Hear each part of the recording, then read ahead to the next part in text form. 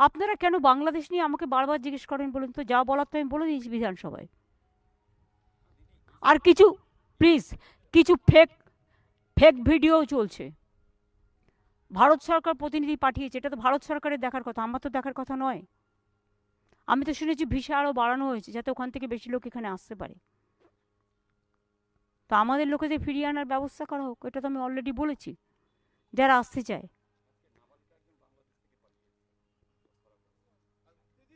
ভাই আমি সেটা বলছি না, এটা পরিষ্কার কথা, এটা গভর্নমেন্ট অফ ইন্ডিয়ার ব্যাপার, গভর্নমেন্ট অফ ওয়েস্ট বেঙ্গলের ব্যাপার নয়। বারবার এক কথা আপনারা আমাকে জিজ্ঞেস করবেন না।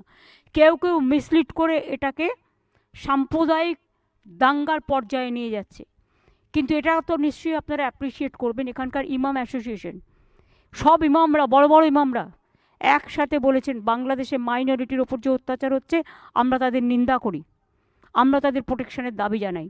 আমরাও সকলে প্রোটেকশনের দাবি জানাচ্ছি। আমরা চাই government of India must act. Act মানে কি? মানুষকে নিরাপত্তা দিক, মানুষকে যারা ফিরতে চায় ফিরিয়ে আনার ব্যবস্থা দিক। বর্ডার থেকে তো অনেকে চলে আসছে আমি শুনছি, কিন্তু বিএসএফ কোথাও আটকাচ্ছে, কোথাও আটকাচ্ছে না। সিভিল অ্যাভিয়েশনের থ্রুতে যারা আসছেন প্লেনে, প্লেন তো চালু আছে, ট্রেন তো চালু আছে, তো তারা আসছে তো লোকজন, ভিসা যাদের আছে, পাসপোর্ট যারা আছে তারা তো আসছেন, বন্ধ তো করা হয়নি। ইন্দো বাংলাদেশ একটা বর্ডারও তো বন্ধ করা হয়নি।